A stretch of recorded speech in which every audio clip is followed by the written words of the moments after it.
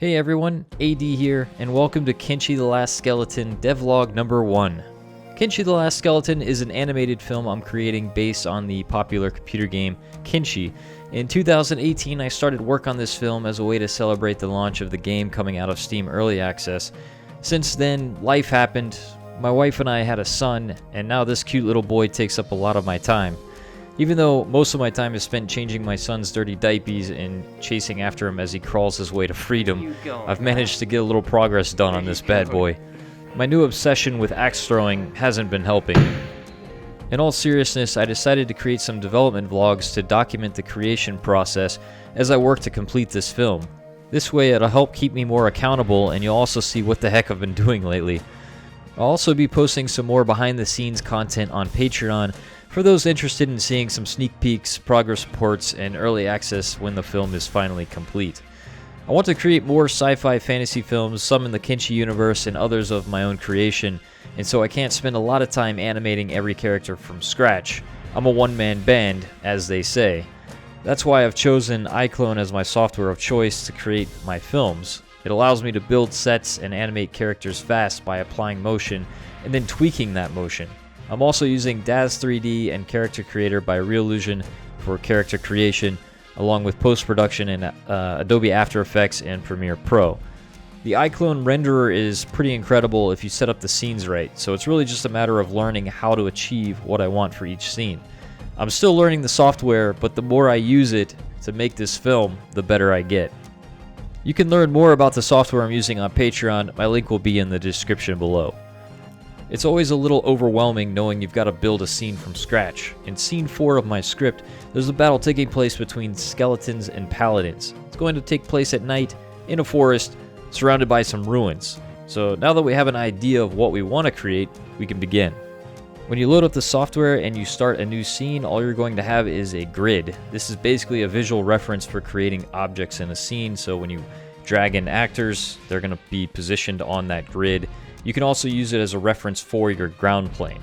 So if you imagine the grid is ground level, then anything that you create above that is going to be, in the sky or basically mapped to scale. So if you have buildings and stuff, you'll want to position the bottom part of the building on the grid and then, scale it up from there.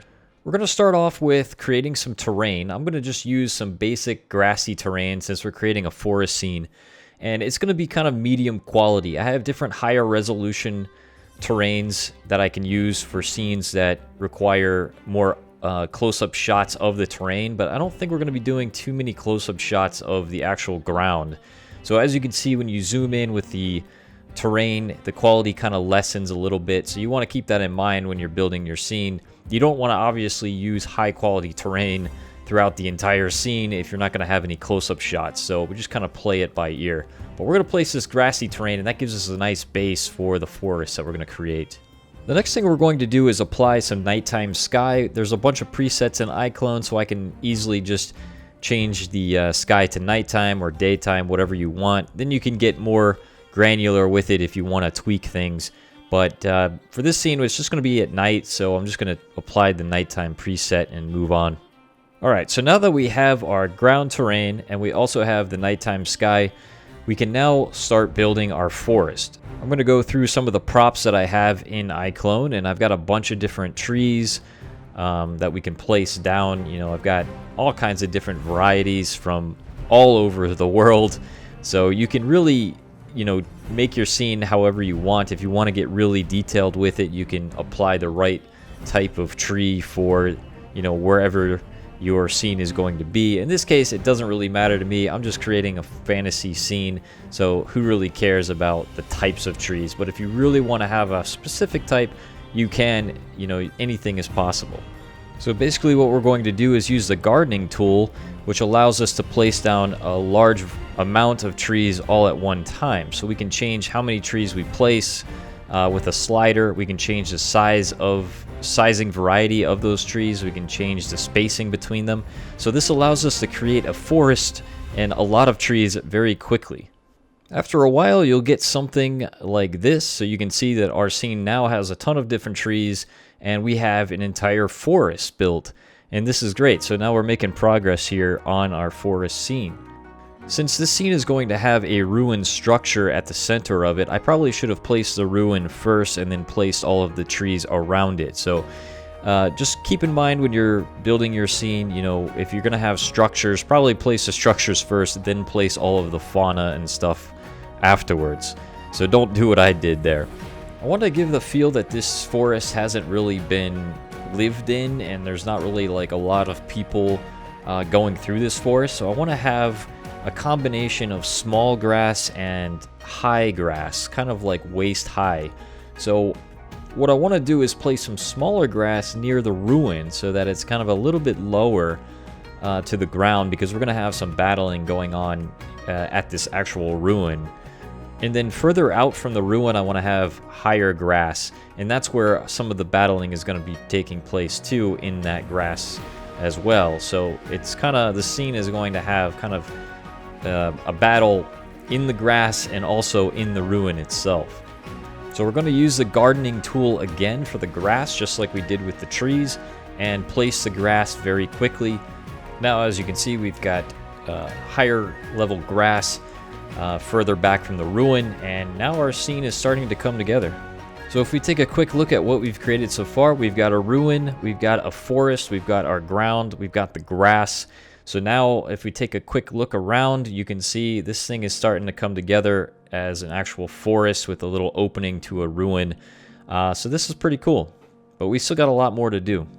I'm imagining this battle scene happening at night between skeletons and paladins, and I'm thinking that we're going to need to add a couple props in here so that we can add some more fire effects. I want to have some fire going on through the forest, as if like the paladins are kind of like attacking and burning the entire area. So I'm going to place down some carts just a little bit around the scene here, about 3 carts, and we're going to use these carts as a way to add in some fire, and we're going to basically set the carts on fire. And I think that'll be pretty cool, and that also gives you a kind of a prop that you can have burning. You know, wood burns and stuff, so it kind of makes sense that like the paladins maybe torched the carts, you know, so that could be kind of cool. So we're going to place down those carts, and we'll add some fire effects to them later.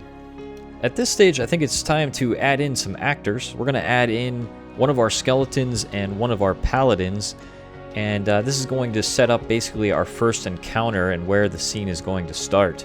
As you can see, our skeleton doesn't have a sword, so we're going to need to add a sword to him. And when we place the sword, it auto-attaches to his right hand. You can change that and attach it to his left hand, whatever you want. But for this case, we're going to leave it as the right hand. But as you can see, it's not exactly in his hand, so we're going to have to move the sword over to his hand so that it's actually inside of it. And then we're going to close his fist, so his fist is basically holding the hilt of the sword. Now, if we apply a quick attack animation to the skeleton, you can see that his sword is in his hand as he swings the sword, and that's what we want. So the weapon is now attached to his hand, and it's not going to leave his hand unless we choose to have it leave. So that's what we want. So now when we animate our character from the beginning to end, he's going to hold on to his sword no matter what. If we take a look at our skeleton, you can tell that there's something missing, and what's missing is his eyes. I'd like to have his eyes glow, and the easy way to do that is by adding a cylinder and using the cylinder for his eyes. So when you place down a cylinder, it's a really large cylinder, but basically you're just going to shrink it down, and we're going to just move that cylinder so that it overlaps his eye socket. Once the cylinder is overlapping the eye socket, you're then going to attach the cylinder to the actual eye itself. That way when the character moves, the cylinder stays attached to the character. Once the cylinder is attached to the eye socket, we're going to go into the materials panel and apply a glow to the cylinder itself. So if we choose a blue glow, you can see that the cylinder now lights up with a glow, and that's all we need. We'll then just apply the glow effect to the second eye as well. Now that we have our skeleton ready to go, we can now animate our paladin, and we're going to animate him and have him start charging towards the skeleton. So basically we're going to animate both characters. They're both going to run towards each other to start off this scene and to start off this battle. And then from there, we're going to basically have them start swinging at each other, and that's where you have to create the choreography for your battle, which is very complicated, I'll admit, because you have to really kind of like see it in advance and see what your characters are going to be doing and how they're going to react to the other character. So for every action, there's always going to be a reaction. Now that we've got our characters animated a little bit, I'm going to stop from animating further and set up the lighting for the scene, because I think lighting is important and we need to know where all of the lighting is going to happen before we place any more actors. So I'm going to turn off the main directional light, and as you can see, the scene basically becomes pitch black. It's entirely dark, and I don't have any sort of image-based lighting being used in this scene, so props themselves aren't going to be lighting up the scene. IBL or image-based lighting is really good for certain scenes, but in this one I kind of want to have natural lighting as much as possible without it being too dark. So that's kind of my main goal. Let's add some fire effects to the carts themselves and see how much that lightens up the scene. I've placed down a fire effect, and normally it's not this large, but I've increased the size and intensity of the fire so that it basically consumes the entire cart and is setting it on fire. As you can see, it looks like it's lighting up the scene a little bit. It's not too bright, so we're gonna need to add more lighting for sure, but so far it's looking pretty good. Let's set the rest of the carts on fire and then see how much more that brightens up the scene. With 3 carts on fire, it looks like it's brightened up the scene a little bit more, but still not enough. You can't really make out the characters as they're battling each other. So I think what we're going to have to do is add some more lighting, maybe some point lights, somewhere near the carts themselves and where the battles are taking place, so that we can actually kind of fill in the characters a little bit, so you can kind of make out their armor and make out who they are. I've added a point light above our first encounter here, and I've lowered the point light multiplier so that it's not so bright, but it's still bright enough to kind of shine down on the characters themselves. I've positioned the point light above the characters themselves in this first encounter, but I think in the other carts I'm going to position the point lights actually in the fire inside the cart, so that the lighting looks like it's coming from the cart itself. But I think for this first encounter, the way I'm going to have the camera set up, that I need to have the lighting a little bit above them so that it shines down and you can see the left-hand side of them a little bit. Otherwise, if I put the point light in the cart itself, you're going to see more lighting on the right-hand side of them, but the left-hand side of them is going to be dark, and I'm going to have the camera on the left-hand side to start out with. So I need to have it a little bit brighter on that left side. Our scene is looking pretty good, but we can add some more effects to kind of just make it stand out a little bit more. One of the things I want to add is a sparks particle effect, so that when 2 characters clash their swords together, sparks fly out, and that kind of just adds a little bit more atmosphere to the battle scene. And we can modify the sparks themselves, and we can change the size of them, we can change the direction that they fly out. So you just basically have to play around with the effects a lot to see, to get them to do what you want them to do. But basically, we're going to apply the effect right on the frame of when the swords hit each other, and that particle effect is going to activate, and then we're going to have it dissipate within a few seconds so that the particles aren't on the screen for a very long time. We're then going to use the same particle effect and then activate it and deactivate it on the next sword strike. So we can basically use one particle effect and keep activating it for every sword strike that there is. So we don't have to have like 4 different particle effects. We can use basically the same one throughout the entire scene, which is pretty cool. Another effect we can add to add some atmosphere to the scene is burning embers. If you've ever been to any campfire, you've probably seen burning embers flying around through the air, but basically it's, pieces of paper or like little wood chips that just kind of like fly and dissipate in the air. And I think it adds a lot of atmosphere to a scene. So anytime you have fire, try to add some burning ember in there. But we're going to add a burning ember particle emitter basically right behind the cart of the first encounter here. And then In the other carts, we're going to add the burning ember basically inside the cart so that it's just going to be shooting out from the cart itself. But I placed it a little bit behind the cart in this scene based on where my camera angles were. I wanted it to actually show the embers flying through the air in the actual camera angle. So, you know, you just gotta play around with it, but for the most part, you want it somewhere near the fire itself. And the last thing that we can add is some fog to kind of finish our scene and add a little bit more kind of darkness and kind of like hide the background a little bit. If you don't really want to show too much of the background, you can always add fog. It's a good filler.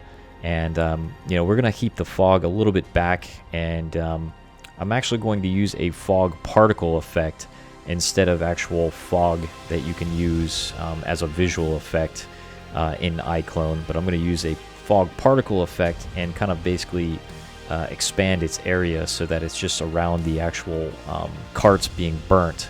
When you combine the fog effect with the fire effect and smoke effects from the fire and the nighttime scene, I think it just kind of fills out the scene, and it looks really good, as you can tell from our scene here.